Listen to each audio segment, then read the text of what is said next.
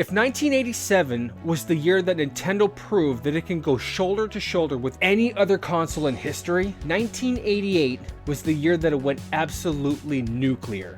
This was the year that experimentation exploded. Nintendo and third-party developers started taking real risks. And this is the year that the NES library stopped playing it safe. Some of the games on this list are timeless classics. Some are controversial. And some are chaotic, messy, and unforgivable in the best way possible. Today, we're counting down the 10 best NES games from 1987. This is Nintendo Timeline.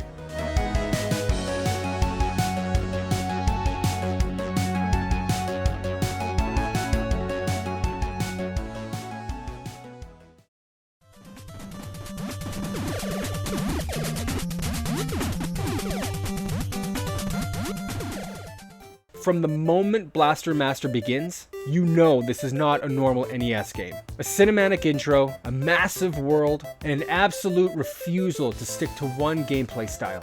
Blaster Master blends side-scrolling tank combat with top-down on-foot exploration, creating a world that feels interconnected and surprisingly open. The controls are tight, the soundtrack is excellent, and the sense of discovery definitely keeps you moving forward. Yes, the difficulty spikes can be rough, but the ambition is undeniable. And if you remember playing this one as a kid, you already know how mind-blowing that opening felt. But the next game on this list takes expectations and throws them out the window.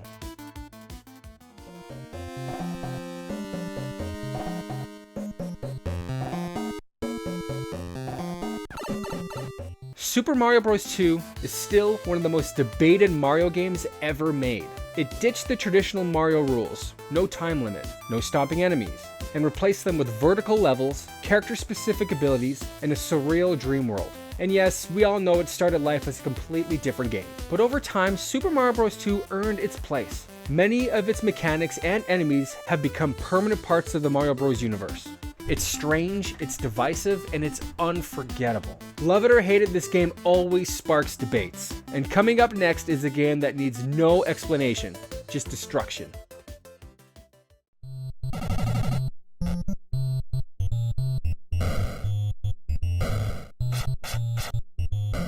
Rampage is pure chaos. I loved Rampage as a kid. You play as giant monsters destroying cities, punching buildings, eating civilians, and battling the military. That's it, that's the entire game. And it's incredible. The real magic happens in co-op, where competition and teamwork kind of blur together to create total mayhem. It's repetitive by design, and the repetition is part of the fun. Rampage is arcade energy at its finest. If you ever fought your friend over who got to be George, you know. Next up is a game that turns a normal job into absolute terror.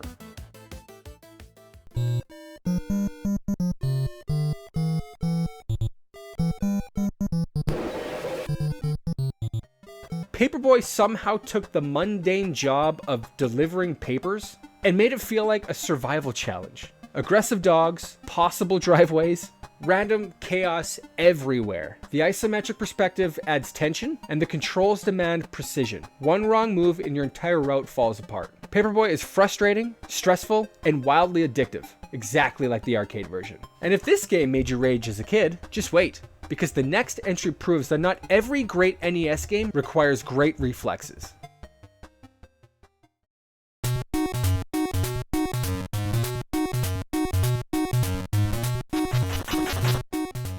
Anticipation is one of the most underrated multiplayer games on the NES. It's essentially a TV game show where players guess words and phrases as letters slowly reveal themselves. The presentation, pacing, and the music make it perfect for group play. No Twitch reactions, no memorization, just pure social fun. Anticipation showed that the NES could be a party console long before that was normal. Playing this game with your friends just hit different. Now let's move into games that built lasting franchises.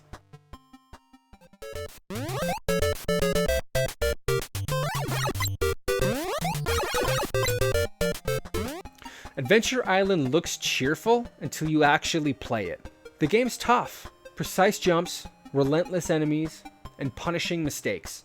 Losing your skateboard completely changes how you approach the game, forcing careful movement and planning. It's challenging, but it's fair, and mastering it feels completely rewarding. If you've ever made it past even the first level in this game, you have my respect. But now we're heading into one of the most joyful co-op games on the NES.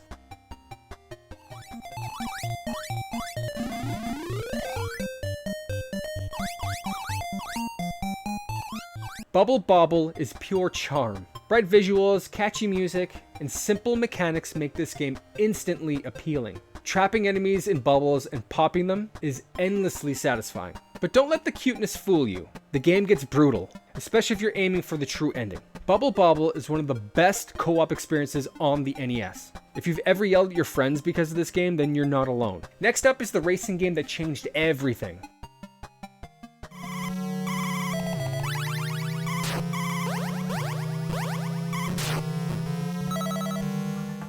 RC Pro-Am set the standard for NES racing games. Isometric tracks, vehicle upgrades, and aggressive AI made every race intense. Winning wasn't just about speed, it was about strategy. The progression system kept players hooked, always asking for one more race. Even today, it feels tight, fast, and incredibly polished. And if you hear the music in your head right now, same. But this next game defined co-op combat itself.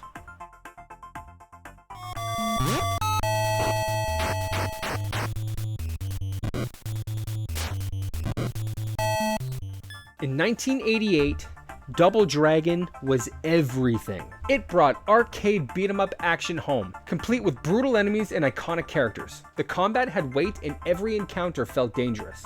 And yes, fighting your co-op partner in the end was legendary. Double Dragon did not just succeed, it shaped an entire genre. But now we reach the most debated entry in this list, a game people still argue about decades later.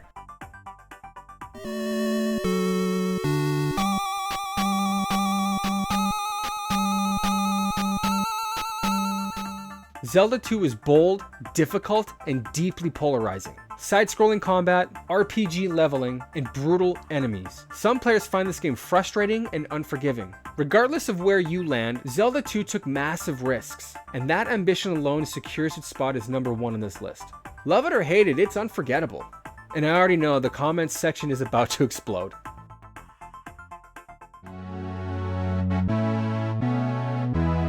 Looking back, 1988 was fearless. Developers experimented, sequels reinvented themselves, genres were defined.